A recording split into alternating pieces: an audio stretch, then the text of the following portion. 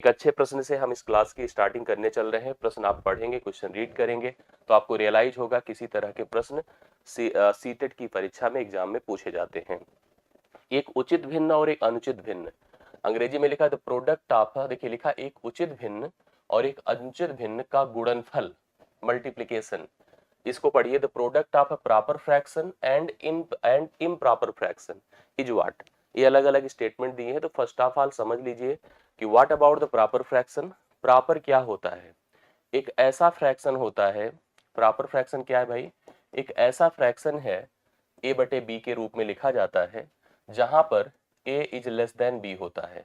मतलब वह फ्रैक्शन जिसमें अंश छोटा होता है, हर बड़ा होता है, वो प्रॉपर होता है। एक्चुअली वो सही सही भिन्न होता है।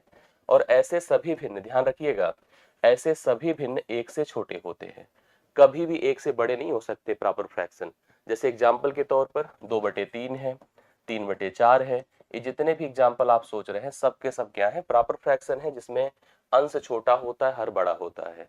दूसरी तरफ अगर हम लोग नोटिस करें इम्प्रॉपर फ्रैक्शन, ध्यान से देखिएगा, इम्प्रॉपर फ्रैक्शन हिंदी में अगर आप यहाँ पर रीड कर रहे हैं तो उचित भिन्न को प्रॉपर कहते हैं और इम्प्रॉपर कहते हैं किसको? अनुचित भिन्न को। याद रखिएगा इस चीज को। यहाँ पर भिन्न क्या होगा? a बटे बी, जो कि ध्यान रखना a is greater than b होगा, जिसमें अंश बड़ा होता है, हर छोटा होता है। ये सभी भिन्न जो होते हैं वो आपके एक से बड़े होते हैं। अब हमको कहा गया है कि अब एग्जाम्पल पे भी देखना हो तो देख लीजिए, जैसे 5/3 है, हाँ, 4/3 है, 7/4 है, इस प्रकार के जितने भी भिन्न होते हैं सब प्रॉपर होते, इम्प्रॉपर होते हैं। तो प्रॉपर और इम्प्रॉपर की पहचान आपको पता होनी चाहिए। जिसमें अंश छोटा हर बड़ा वह प्रॉपर है, जिसमें अंश बड़ा हर छोटा वह इम्प्रॉपर है। प्रॉपर एक से छोटे होंगे, इम्प्रॉपर हमेशा एक से बड़े होंगे, ये स्थिति इनकी होती है। कह रहा अगर ऐसे भिन्नों का प्रोडक्ट किया जाए, मल्टीप्लीकेशन, तो क्या क्या स्थितियां हो सकती हैं, आप इसको समझने की कोशिश करें। क्योंकि आपको पता है कि एक ऐसा मान लेंगे, जैसे मैंने 5/2 ले लिया, एक इम्प्रॉपर ले लिया, और एक मैंने 2/3 ले लिया जो कि प्रॉपर है। अब कभी भी एक बात ध्यान से देखिएगा, कोई भी संख्या है अगर वह किसी फ्रैक्शन जो कि एक से छोटी है उससे मल्टीप्लाई होगा तो हमेशा कमजोर होगा। कोई भी फ्रैक्शन से मल्टीप्लाई होगा तो हमेशा लेस होगा, उससे अपने से कमजोर होगा। और कोई इंटीजर से, कोई संख्या से मल्टीप्लाई होगा एक से बड़े मान से, तो वह बढ़ेगा। अब जैसे कुछ स्टेटमेंट दिए गए हैं, उचित भिन्न और अनुचित भिन्न दोनों से बड़ा होता है। मेरा इनका कहना है कि जब आप किसी एक प्रॉपर अर्थात उचित, इम्प्रॉपर अर्थात अनुचित को मल्टीप्लाई करेंगे तो जो प्राप्त मान होगा वह दोनों से बड़ा होगा। ये संभव ही नहीं हो सकता है। जैसे आप खुद ही सोच कर देखिए कि अगर मान लो हमने 5/2 लिखा, अब इसको कैंसिल कर दीजिए, 5/3 हो गया। अब 5/3 से छोटा हो गया, लेकिन 2/3 से तो बड़ा ही है ना, तो यह स्टेटमेंट आपका गलत हो जाता है। वैसे भी जैसे अगर आप 4 है, 4 को 2 से मल्टीप्लाई करें 8 होगा, लेकिन 1/2 से मल्टीप्लाई करें तो कम हो जाएगा, आधा। वही मेरा बताने का उद्देश्य है कि जैसे आपने किसी एक बड़े मान जो कि एक से बड़ा है उसको आपने एक छोटे मान एक से छोटे से मल्टीप्लाई किया, इसने कहा दोनों से बड़ा होगा, ये पॉसिबल नहीं है। फिर देखिए, उचित भिन्न और अनुचित भिन्न दोनों से छोटा होता है। अब यहां पर इसने कहा कि दोनों से छोटा होता है, कैसे छोटा हुआ भाई? 5/3 देखो, अभी भी जैसे मैंने 5/2 लिया था, 2/3 लिया था, दोनों को जब मल्टीप्लाई किया तो 5/3 आया। 5/3 इससे तो छोटा है लेकिन अभी इससे तो बड़ा है ना, ये भी नहीं हो सकता। कह रहा है उचित भिन्न और अनुचित भिन्न दोनों से छोटा होता है, ऐसी बात नहीं है। इससे भले छोटा था लेकिन इससे देखिए बड़ा है कि नहीं है, बड़ा है। ये भी आप नहीं कह सकते, बी भी नहीं बोल सकते हैं। सी पे आइए, उचित भिन्न से बड़ा होता है और अनुचित भिन्न से छोटा होता है, एकदम 100% सही है। सी ऑप्शन राइट सोल्यूशन है। मैं जो बता रहा हूं उचित भिन्न से बड़ा होगा और अनुचित भिन्न से छोटा होगा, एक कन्फर्म है। आप देखिए, आपने एक प्रॉपर लिया था 2/3, एक इम्प्रॉपर लिया था 5/2, मल्टीप्लाई किया 5/3। 5/3 इम्प्रॉपर से तो छोटा है लेकिन प्रॉपर से बड़ा है, तो वही इनका कहना उचित भिन्न से बड़ा होगा लेकिन अनुचित भिन्न से छोटा होगा। तो सी ऑप्शन अगर आप लगा रहे हैं एकदम परफेक्ट राइट सोल्यूशन लगा रहे हैं, यही इस प्रश्न का करेक्ट हल होगा। और देख लीजिए, उचित भिन्न से छोटा गलत हो ही नहीं सकता, ठीक है, अनुचित भिन्न से बिल्कुल हटा दीजिए, इस तरह से नहीं हो सकता है। तो आपको सी ऑप्शन इस प्रश्न के लिए लगाना है। और एक बढ़िया प्रश्न है, इसको अच्छे से तैयार कर लीजिए, कंफ्यूजन ना रह पाए। सी ऑप्शन इस प्रश्न के लिए उचित आंसर है, प्रॉपर आंसर है, और आप लोग इसी को राइट सोल्यूशन मान करके आगे बढ़े। और अगले प्रश्न पर अब हम आते हैं। अगला प्रश्न हम लोग यहाँ पर लेने चल रहे हैं, सेकंड क्वेश्चन आज का। बीना ने सिर पर लगाने वाला कुल 50 लीटर तेल खरीदा। इतना ज्यादा उसने खरीदा, कितना? सिर पर लगाने वाले जो भी अलग अलग प्रकार के तेल आते हैं, बहुत सारे ठंडे तेल आते हैं, गर्म तेल आते हैं, 50 लीटर उसने तेल खरीदा, 50 लीटर बीना ने। और उसको कहा कि वह इस तेल को 80 मिलीलीटर की छोटी छोटी बॉटल्स में भरना चाहती है। छोटी छोटी बॉटल्स उसके पास, उसने कहा सा पूरा उस कैन को उसको उठा के छोटे छोटे डिब्बे में भर दे। उसे ऐसा करने के लिए कितनी बोतलों की आवश्यकता होगी? ऐसी के लिए जैसे देखिए उसके पास टोटल क्वांटिटी इतनी है, उसको 80 मिलीलीटर की छोटी छोटी बॉटल्स में भरना है। कह रहा कि कितने बॉटल्स की आवश्यकता होगी। इसके लिए इस टोटल क्वांटिटी को इस जो छोटी छोटी कैपेसिटी वाले बॉटल्स है उससे डिवाइड कर दे। लेकिन डिवाइड करने के पहले एक बात दिमाग में रखे कि यहाँ पर कन्वर्जन क्लियर होना चाहिए। नियम तो यही है कि बोतलों की संख्या बराबर कितना टोटल खरीदा था 50, लेकिन ये है लीटर, और कितने में बनाना चाहती है 80, लेकिन वो है मिलीलीटर। यहाँ पर हमको ध्यान रखना होगा कि जब भी ऐसे प्रश्न आए तो आप बड़े यूनिट को छोटे यूनिट में कन्वर्ट करें, जिससे चीजें कट जाए। कैसे? आपको पता है कि 1 लीटर बराबर क्या होता है? 1000 मिलीलीटर होता है। 1 लीटर बराबर 1000 मिलीलीटर होता है। तो आप यहां पर लिख सकते हैं 50 गुणे 1000, 50 गुणे 1000, अब ये हो जाएगा मिलीलीटर। और नीचे आपके पास 80 मिलीलीटर है, ये ऑलरेडी 80 मिलीलीटर है ही है। मिलीलीटर मिलीलीटर से गया, जीरो जीरो से गया, अभी 5000 बचा। 5000 को आपको क्या करना है? 8 से भाग करना है। 8 छंग 48, 8 दूना 16, 8 पंचे 40, 625 बोतल की आवश्यकता होगी, जो डी ऑप्शन में आपको दिया गया है।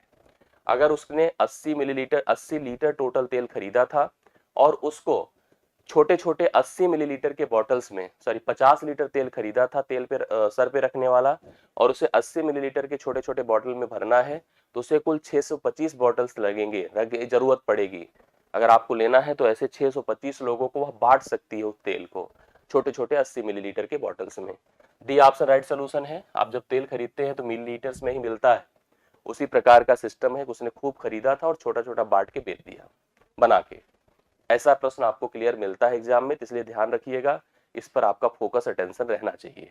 अगला क्वेश्चन है, निम्नलिखित में कौन सा कथन सत्य है? अब आप आइए इसको पढ़िए और समझिए कैसे, किसको हम सत्य सत्य क्या क्या बोल सकते हैं। दो दिए गए बिंदुओं से होकर अनेक रेखाएं हो सकती हैं। अब देखिए ये बहुत बड़ा चैलेंजिंग और बहुत ही मतलब कंफ्यूजिंग शब्द है। हम किसी समतल पर अगर दो बिंदु बनाए, देखिए यहीं पर बनाऊंगा, दो बिंदु बनाऊं ऐसे। अब देखो रेखाएं पहली चीज दिमाग में रखिए, दो प्रकार की होती हैं। एक सीधी सरल रेखा होती है, एक कर्ण रेखा होती है। पेडागोजी के भी प्रश्न इस पूरे सीट में शामिल है, आप चिंता मत करिएगा। मैंने कहा दो अगर बिंदु हमने कहीं प्लॉट कर दिए, रेखाएं दो प्रकार की होती हैं। एक सीधी रेखा होती है जो इस बिंदु से इस बिंदु की तरफ मिलेगी। अगर कभी कोई सीधी रेखा की बात करे तो कह देना केवल एक रेखा होगी। तो यह बात जैसे इसने लिखा है, दो दिए गए बिंदुओं से होकर अनेक रेखाएं हो सकती हैं, तब यह गलत हो जाता। लेकिन अगर केवल रेखाएं बोले तो अब एक से ज्यादा रेखाएं जो कर्व लाइंस होती है आप उसको ड्रॉ कर सकते हैं। चलिए ये बात हो गई। दिए हुए एक बिंदु से होकर केवल एक रेखा, कहीं अगर समतल पर आप एक बिंदु बना दें तो एक से ज्यादा पता नहीं कितनी रेखाएं आप प्लॉट कर सकते हैं, तो ये बात तो गलत है, ये गलत है। तीन संरेखीय बिंदु, संरेखी क्या होते पता है? जो एक ही रेखा में लाई करते हैं, एग्जिस्ट करते हैं, इसको कहते हैं कोलिनियर। तीन बिंदु तब कोलिनियर अर्थात संरेखी होते हैं जब वो तीनों मिलकर के एक रेखा बनाते हैं, मतलब एक ही रेखा पर स्थित होते हैं। ये कभी त्रिभुज नहीं बना सकते। तीन संरेखीय बिंदु एक त्रिभुज नहीं बना सकते, एकदम सही बात है। अगर तीन बिंदु कोलिनियर हैं, कोलिनियर का मतलब एक ही रेखा में स्थित हैं, तो कभी भी त्रिभुज नहीं बना सकते हैं। ये बात भी एकदम परफेक्ट सही है। दो अधिक कोणों का योग सदैव एक प्रतिवर्ती कोण होता है। प्रतिवर्ती मतलब रिफ्लेक्स। प्रतिवर्ती मतलब क्या होता है भैया? रिफ्लेक्स। रिफ्लेक्स क्या होता है आपको पता होना चाहिए। देखो कोणों के लिए अगर थोड़ा सा जानकारी आपको रखनी है तो जो कोण, ध्यान से देखिएगा, जो कोण 0 डिग्री से बड़े होते हैं, जैसे 0 डिग्री से बड़े होते हैं, 90 से छोटे होते हैं, उन्हें हम न्यून कोण कहते हैं। न्यून कोण का मतलब होता है एक्यूट एंगल। एक्यूट एंगल ध्यान से देखिएगा तो क्लियर हो जाएगा। जो कोण 90 डिग्री के बराबर होता है उसे हम समकोण कहते हैं। समकोण अर्थात राइट एंगल कहते हैं, राइट एंगल कहेंगे। जो 90 से बड़ा होता है, जो 90 से बड़ा होता है, 180 से छोटा होता है उसे आप क्या कहेंगे बताइए? जो कोण 90 से बड़ा होता है, 180 से छोटा होता है, उसे हम अधिक कोण कहते हैं, अधिक कोण कहते हैं। और अधिक कोण का मतलब होता है ऑब्ट्यूस एंगल, ऑब्ट्यूस एंगल। अगर थीटा हमारा 180 ही हो जाए, 180 हो जाए तो उसको आप क्या कहेंगे? 180 का मतलब होता है सरल रेखा पर बना कोण, जो आपका स्ट्रेट एंगल कहलाता है, या सीधी सरल रेखा पर बना कोण स्ट्रेट एंगल आपका बोला जाता है। अब कोई भी कोण हमारा अगर 180 से बड़ा है और 360 से छोटा है तो उसी को हम रिफ्लेक्स कोण कहते हैं, रिफ्लेक्स एंगल कहते हैं, अर्थात इसको हम प्रतिवर्ती कोण कहते हैं, प्रतिवर्ती कोण कहते हैं। और अब अगर कोण हमारा अगर 360 ही हो जाता है, इसे हम कंप्लीट एंगल कहते हैं, अर्थात संपूर्ण कोण कहते हैं, कंप्लीट एंगल अर्थात संपूर्ण कोण कहते हैं। अब इसका सेंस देखिए, जो हमारे पास यह लाइन दी गई है, इसमें कहा गया दो अधिक, अधिक मतलब जो कोण 180 से छोटे और 90 से बड़े हैं, कह रहा उनका जोड़ सदैव एक प्रतिवर्ती होता है। आप कंफर्म कर लीजिए, कोई भी कोण ले लीजिए, 90 से ज्यादा हैं और 180 से छोटे हैं, आप उनको जोड़कर देखिए 360 से हमेशा कम ही आएंगे, तो यह प्रतिवर्ती होता है, तो यह भी सही है, यह सही है, यह सही है। इसमें लेके डाउट रहता है, इसलिए देखिए कभी भी इस प्रकार की बात आई जहां पे केवल सरल रेखा की बात हो, तो सरल रेखा तो अनेक हो सकती, सॉरी एक हो सकती है, लेकिन रेखाएं अनेक हो सकती है। ऋजु कोण, हाँ, तीसरा सही है और चौथा सही है। तीन संरेखीय बिंदु एक त्रिभुज नहीं बना सकते, कंफर्म है। दो अधिक कोणों का योग सदैव एक प्रतिवर्ती कोण होता है, यह भी सही है। तो हमारे पास तीसरा और चौथा किस ऑप्शन में है? सी ऑप्शन में है। तो सी ऑप्शन को आप लोग यहाँ पर सेलेक्ट कर लीजिए, राइट सोल्यूशन मान लीजिएगा। यस, तो यह ऋजु कोण आपको कंफर्म होना चाहिए। तीन बिंदु एक त्रिभुज नहीं बना सकते हैं जो संरेखी हैं, कंफर्म हो गया। दो अधिक कोणों का योग सदैव प्रतिवर्ती होगा, 100% होगा। कोई भी एक कोण आप ले लीजिए जो 90 से ज्यादा 180 से कम है, वो कंफर्म है, 360 से छोटे ही होंगे। तो मैंने लिखा जो कोण 180 से ज्यादा है और 360 से कम है, हमेशा वह आपका रिफ्लेक्स एंगल ही कहलाएगा। तो सी ऑप्शन इस प्रश्न के लिए आपका परफेक्ट आंसर रहेगा। तो तीसरा प्रश्न सी ऑप्शन आपको दे रहा है। आई होप आपको क्लियर हुआ होगा, परफेक्टली समझ में आया होगा। पहला कथन इस कंडीशन पे असत्य होगा, जबकि इसमें डाउट है, इसको लेकर के मैं एक क्लास लूंगा जिसमें लाइन एंगल के बारे में डिस्कस करूंगा, तो वहां पे बहुत सारे कॉन्सेप्ट इसके क्लियर कर दूंगा। अभी यहाँ पर, हाँ, अभी यहीं पर आपको जो है इसको, जैसे हमारे दिमाग में चलता है, जैसे कभी आप सोचिए समतल पर दो बिंदु मिलते हैं तो एक रेखा बनती है। रेखाएं मैंने कहा कि दो प्रकार की होती हैं, जैसे मैं अपने हिसाब से बताऊं, एक स्ट्रेट लाइन होती है, सरल रेखा, सरल रेखा जो सीधी रेखा कहलाती है, और एक रेखा आपकी होती है कर्ड लाइन, मतलब वक्र रेखा, वक्र रेखा जो कर्व लाइन कहलाती है। सीधी रेखा दो बिंदुओं से सीधा मिलने पर बनती है, इसका समीकरण भी डिफाइन आप कर सकते हैं। दो बिंदुओं को ऐसे मिला दे, ऐसे मिला दे, ऐसे मिला दे, ऐसे मिला दे, तो वेरियस लाइंस हो सकती हैं, इसलिए इसका डाउट हमेशा बनता है। हालांकि बिंदु के लिए रेखा की बात की जा रही है तो केवल एक ही रेखा संभव है, उसमें अनेक बोला है तो उसको हम गलत मानकर चलेंगे, ठीक है। इस प्रकार से इसको आप लोग क्लियर करिएगा, बाकी इसका डिस्कशन क्लास में किया जाता है। आगे बढ़िए। 6 दिनों का औसत तापमान, आजकल तो तापमान बहुत ज्यादा है, आप देख ही रहे, लेकिन कहा इस क्वेश्चन में कि 6 दिन है, मान लीजिए सोमवार से शनिवार तक की बात की गई, औसत तापमान 32 डिग्री सेल्सियस है।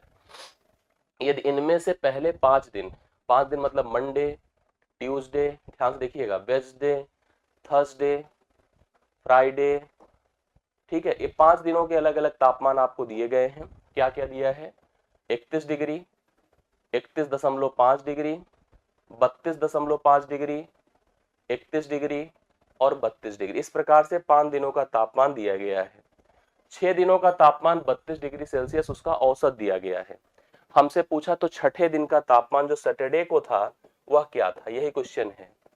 औसत क्या होता है हमेशा आपको पता होना चाहिए। औसत, एवरेज जिसको कहते हैं, वह हमेशा सम अपान नंबर होता है, मतलब योग बटा संख्या होता है। कोई कलेक्शन, कोई ऑब्जर्वेशन जो एक से ज्यादा संख्या में होता है, उसके सभी पदों को जोड़कर अगर हम पदों की संख्या से भाग करते हैं तो औसत मिलता है। अगर हमें 6 दिन का औसत पता है तो हम उन 6 दिनों के तापमान का योग निकाल सकते हैं 32 गुणे 6 करके। तो 6 दूना 12 होता, 6 त्रिक 18 19, 192 डिग्री उन सभी दिनों का योग होता, जिसमें 5 के तापमान हमको दिए गए हैं। छठे का जब निकालना है तो इन पांचों को जोड़कर टोटल से घटा दीजिए, आपको क्लियर हो जाएगा कि आंसर क्या आएगा। चलिए जोड़िए, जोड़ा कैसे जाए, मैं ऐसे जोड़ रहा हूं 30 30 60 30 90 30 120 30 150, जोड़ दिया 150। फिर देखो 150 के बाद 2 1 3 3 3 2 5 5 1 6 1 7, 7 हो गया, और 0.5 8 1 हो गया, तो 158 हो जाएगा। जोड़ के देखिए तो 158 आएगा। कैसे जोड़िया जोड़ा देखा, देखिए सब लोग 30 30 60 30 90 30 120 30 150 रख लो अपने पास। फिर डिजिट जो अलग अलग लगे हैं, जैसे 1 1 2 2 2 4 4 3 7, 157 हुआ। 0.5 मिलके एक और ऐड होगा तो 158 होगा। तो पहले 5 दिनों का तापमान 158 है, और छठे दिन का निकालना है। टोटल 192 है भैया, घटा दो, 12 से 8 4 होता है, 8 से 5 3 होता है, 34 डिग्री रहा था। जो छठे दिन का अर्थात शनिवार का तापमान था, that was the 34 degree Celsius. सभी 5 दिन के तापमान 31 31 साढ़े 31 साढ़े 32 31 32, लेकिन सबसे ज्यादा गर्मी पड़ी थी शनिवार को, जिस दिन तापमान कितना था, 34 डिग्री सेल्सियस था। तो राइट सोल्यूशन चौथे का आप लोग नोट कर लो, 34 degree Celsius was the correct answer इस प्रश्न के लिए माना जाएगा। अगला क्वेश्चन देखिए, निम्नलिखित में कौन सा सही है, आप लोग खुद ही देख के बताएं। दो भिन्नों की तुलना की गई है और सबसे इजी टास्क होता है। कभी भी दो फ्रैक्शंस को आप कंपेयर करना चाहो, दो फ्रैक्शंस को, तो इजीली कंपेयर कर सकते हो। देखिए कैसे लिखा है, 3/5 है और 5/7, इसने कहा कि यह ग्रेटर है। ग्रेटर की स्थिति क्या होती है, आप इसको इससे मल्टीप्लाई कर दो, इसको इससे कर दो, तो 7 गुणे 3 21 होगा, 5 गुणे 5 25 होगा, तो इधर होना चाहिए, तो इसका मतलब यह गलत है। ठीक है, ऐसे चेक करना चाहिए। अगला देखिए क्या दिया है, 2/5 है और 8/30 है। आप सिंप्लीफाई करिए किसको, इसको। ठीक है, 2 चौके 8 होगा, 2 15 नहीं है, इसको भी काट दो। अगला क्या है, 1/5 है, 1/3 है, इसको 3 से गुणा करे, इसको 5 से गुणा करे, इधर लगा है, तो इधर 3 हुआ, इधर 5 हुआ, तो कन्फर्म में 5 बड़ा है। इसका मतलब ये जो सी ऑप्शन है राइट सोल्यूशन है। 1/5 छोटा है, 1/3 बड़ा है, तो यहाँ पर सी ऑप्शन परफेक्टली लिया जाएगा। आप ऐसे देखिए, जब भी कभी दो फ्रैक्शंस आपको दिए जाएं, आपको उन्हें कंपेयर करना है कि कौन छोटा है कौन बड़ा है। बड़े आराम से आप कर सकते हो, उसका तरीका यही है, क्रॉस मल्टीप्लाई कर दिया करें, जैसे हमने किया, इसको इससे किया, इसको इससे किया, उसी प्रकार से। अब इधर तो चलो बराबर का लगा था, तो हम बाट चीट के मतलब चेक कर लेते हैं यहाँ पर। फिलहाल यहाँ पर नोटिस करो, अच्छा इसमें भी क्रॉस करके चेक कर सकते थे। ये 30 दूना 60 और 5 अठे 40, कहाँ बराबर हो रहा है, यहाँ पर आप नोटिस करो, 3 1 के 3 5 1 के 5, तो 5 बड़ा होता है 3 से। इस प्रकार से सी ऑप्शन आपका सही है, करेक्ट आंसर है। जो इसने पैटर्न बनाया था, that was the right written statement, यही सही था। पांचवें प्रश्न का उत्तर आ गया। क्लियर हो गई बातें, आगे बढ़ो। तैयार हो रहा है, समझ में आ रही बातें कि नहीं, मुझे आप स्पष्ट करते चलिए। ये प्रश्न भी प्राइमरी में पूछा जाता है, हमेशा स्थानीय मान का क्वेश्चन आया ही है हर परीक्षा में। क्या दिया है, 75707 में 7 के सभी स्थानीय मानों का औसत बताना है, नॉट सम। देखिए कंफ्यूजन की बात है, 7 के पहले सभी स्थानीय मान की बात करें। किसी भी संख्या के सभी पदों का स्थानीय मान कैसे निकाला जाता है, स्थानीय मान का सिस्टम समझिए। जैसे मुझे इसका निकालना है, मैं लिखूंगा 7 1 2 3 4 1 2 3 4, इसका स्थानीय मान हो गया। इसका निकालना लिखूंगा 7 2 0, इसका निकालना सिंपली 7। अब सबको मैं जोड़ दूं, तो यहाँ पर क्या करना है बताइए, ये 7 होगा, 0 होगा, 7 होगा, 0 होगा, 7 होगा। अब ये हमारे पास 70,707 हो गया। सभी 7 के स्थानीय मानों का जोड़ इतना हो गया, और ये करना आसान होता है, योग हो गया। अब आपको जैसे भैया हम लोग औसत पढ़ के आए हैं टेम्परेचर वाले में, औसत हमेशा भैया योग बटे संख्या होता है, योग बटे संख्या होता है। अब आपके पास योग क्या है, 70707, संख्या है 3, क्योंकि देखो पहला दूसरा तीसरा, इनको हम 3 से भाग करेंगे। 3 से भाग करिए, 3 दूना 6 1 0, 3 तिया 9 1 7, 3 5 15 2 0, 3 6 18, 3 9 27, 23,569 जो डी ऑप्शन में है। कंफ्यूजन में लोग इसको लगा के आएंगे सी ऑप्शन, तो गलत हो जाएगा। अगर आप लगाते हैं तो डी ऑप्शन लगाइएगा 23,569, क्योंकि केवल योग नहीं करना था सभी स्थानीय मानों का, योग के बाद भैया औसत भी ज्ञात करना था। तो औसत के लिए पद कितने हैं, 3, 3 से उनके योग को भाग कर दें, तो आपको औसत एग्जैक्टली पता चल जाएगा, जो कि डी ऑप्शन में आपको दिया है। कंफ्यूजन में लोग बिना पूरा पढ़े ही, उतना ध्यान जाता नहीं एग्जाम में, जो हम रेगुलेट पैटर्न पढ़ते हैं, जो हमको लगता है कि हमेशा हैबिचुअल है, उसी पे इंसान पैटर्न हो जाता है। और बहुत सारे लोग गारंटी ले लीजिए सी ऑप्शन लगा के आएंगे। प्रश्न आसान था, हल्का था, लेकिन कंफ्यूजन रहेगी। ठीक है, तो इसका डी ऑप्शन करेक्ट आंसर होगा। आप सभी लोग इसको नोट कर सकते हैं। अगले प्रश्न पर आइए। बिजोय बिजोय प्रातः 6 बजे 6 AM पर सोकर उठा। 6 बजे बेचारा सोकर उठता है, अच्छी बात है, इतने सुबह सो के उठना चाहिए। ये उठ गया सो के। हाँ, जब वह स्कूल जाने लगा, अब वह स्कूल के लिए तैयार होना, सब कुछ सारी प्रोसेसिंग के बाद वह कितने बजे स्कूल, देखिए लिखा है जब वह स्कूल जाने लगा तो उसके घर में जो घड़ी लगी थी, एक घड़ी थी, उस घड़ी में कहा है कि मिनट की सुई 12 पर थी। यहाँ 12 होता है, यहाँ 3 होता है, यहाँ 6 होता है, यहाँ 9 होता है। मिनट की सुई कह रहा 12 पे थी, जो सबसे बड़ी मानी जाती है, और घंटे की सुई कह रहा 9 पर थी, यहाँ पर थी। मतलब एक तरह से 9 बज रहे थे जब वह घर से निकला है। 9 AM मतलब 6 बजे बेचारा उठता है, सारी प्रोसेसिंग के बाद वह जो है स्कूल गया। ये स्कूल गया कितने बजे, जब घड़ी में 9 बज रहे थे। तो उसने पूछा कि उसके घर में प्रातः उठने से लेकर स्कूल जाने तक कितना समय उसने व्यतीत किया घर में ही। तो 9 और 6 के बीच फर्क कितने का है, 3 घंटे का। उसने 3 आवर का टोटल समय एक्सपेंड किया, खर्च किया, तब वह घर गया। तो कुल मिला के डी ऑप्शन इस प्रश्न का उत्तर होगा। 6 बजे उठता है, 9 बजे स्कूल जाता है, तो कंफर्म उसने 3 घंटे उठने के बाद स्कूल जाने तक में खर्च किया, जो कि आपको किस ऑप्शन में दिख रहा है, डी ऑप्शन में ही दिख रहा है। 7वें प्रश्न का उत्तर आपका डी ऑप्शन है, जो कि आप उतार सकते हैं। क्लियर हो रही बातें? तो 7वां प्रश्न राइट सोल्यूशन आप लोग प्लीज आंसर करें, देखते जाएं, हर प्रश्न को अच्छे से रीड करके आंसर जरूर करें। ठीक, अब देखिए इस प्रश्न को तो आपको खुद करना चाहिए, मैं देखना चाहता हूं कितने लोग इसको क्लियरली बता सकते हैं। 8वें का आंसर आपको खुद क्लियर करना चाहिए, इसका आंसर क्या होगा। राष्ट्रीय शिक्षा नीति एनईपी 2020 जो न्यू एजुकेशन पॉलिसी है 2020, उसके अनुसार सभी बच्चों को बुनियादी साक्षरता एवं सांख्यिकी, बुनियादी साक्षरता मतलब जो बेसिक लिटरेसी है, और सांख्यिकी अर्थात स्टैटिस्टिक्स स्तर पर पहुंचाना एक आवश्यक राष्ट्रीय मिशन बन गया है। ठीक है, सही बात है, ऐसा हो गया है, आप लोग बताइएगा। राष्ट्रीय शिक्षा नीति 2020 के अनुसार बुनियादी सांख्यिकी का अर्थ होता क्या है। जैसे इन्होंने कहा कि यह एक नेशनल एम हो गया है, अंग्रेजी में पढ़ें। According to the national education policy NEP 2020, attaining fundamentals literacy and numeracy for all children become urgent national mission। Fundamental numeracy as per NEP 2020 refers to, इसके अकॉर्डिंग इसकी डिफिनीशन है क्या, आप पढ़ें। विभिन्न प्रकार की संख्याओं को समझने की योग्यता, ये पहली है वर्डिंग, हालांकि ये एक स्टैंडर्ड स्टेटमेंट है, बट दूसरा देखिए, भारतीय संख्याओं पर मौलिक गणितीय संख्या संक्रियाओं को करने की योग्यता। आप गलत कह रहे हैं अगर ए बता रहे हैं, तो बहुत लोग देखिए ए बता रहे हैं, एक्चुअली इसका आंसर बी है।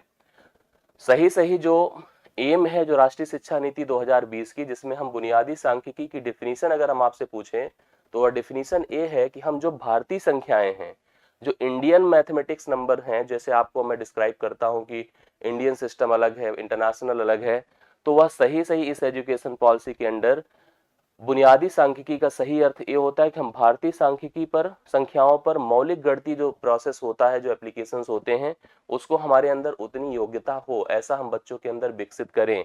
The ability to carry out basic mathematical operation with Indian numerals, हम भारतीय संख्या नंबर सिस्टम जिसमें 0 से 9 तक का उपयोग होता है, और उसका जो प्रोसेस होता है उसका यूज करके हम जो छोटे छोटे बेसिक ऑपरेशन है उनको सभी परफॉर्म कर सकें। और भी है, शिक्षार्थियों को में केवल गिनने के कौशल के विकास, संख्याओं को, अगर ये देखिए एक टोटल लर्निंग का कॉन्सेप्ट है, अगर हमने पढ़ा है एनईपी 2020 तो मुझे यह पता होगा कि उस तरह की बात यहाँ पर की गई है। संख्याओं का जो सही डिफिनीशन दिया गया है समझने का, वह इसके माध्यम से ही समझ में आएगा। तो इसका राइट सोल्यूशन आपका 8th का बी ऑप्शन है। मेरी तरफ से आप बी ऑप्शन को इसका सही आंसर मानिए। ठीक, आगे बढ़िए। बेन हेले, मैंने अभी वीडियो बनाया था अगर आपको याद होगा, तो बेन हेले एक ऐसे साइंटिस्ट थे जिन्होंने टीचर्स के अंदर भी और बच्चों को समझाने के लिए, जो किस चीज के लिए, ज्यामिति अर्थात ज्योमेट्री के प्रोसेस को समझाने का एक प्रोसेस बताया। उन्होंने कुछ लेबल्स दिए जो लेवल्स आपके स्तर कहलाते हैं, जिसके माध्यम से आप प्राइमरी से लेकर के हायर तक, प्राइमरी से लेकर के आप जो है यूनिवर्सिटी तक कैसे ज्यामिति अर्थात ज्योमेट्री का उपयोग कराना चाहते हैं, कराएं, उसका उन्होंने एक कॉन्सेप्ट बताया। उन्होंने कुल 5 लेवल दिए, हालांकि काउंटिंग 4 तक थी। कैसे? एक उन्होंने लेवल 0 दिया, लेवल 1 दिया, मैंने इसका वीडियो बनाया, आप देखे होंगे। लेवल उन्होंने 2 दिया, लेवल उन्होंने 3 दिया और लेवल उन्होंने 4 दिया। इसको ऐसे 4 तक, लेकिन काउंट करो टोटल 5 है। उनके हिसाब से जो पहला लेवल होता है केवल विजुअलाइजेशन का होता है, दृष्टिकरण का, कि जो छोटा बच्चा है जब कभी वह उसके सामने कोई ऑब्जेक्ट आप दें, खिलौना दे, खाने का सामान दे, तो आप फिगर को ज्योमेट्रिक शेप के आधार पे पहचान सके। फिगर में आइसक्रीम को कोन समझ सके, बिस्किट को रेक्टेंगल समझ सके, समोसे को त्रिभुज समझ सके। दूसरे फिगर के अंतर्गत, दूसरा जो लेवल होता है उसके अंतर्गत वह फिगर के जो मूलभूत नियम होते हैं, उनके जो प्रॉपर्टीज होती हैं, गुणधर्म होते हैं, उनको समझ सके। तीसरे में वह क्या कर सके? रिलेशनशिप क्रिएट कर सके। चौथे में फार्मूले क्रिएट कर सके।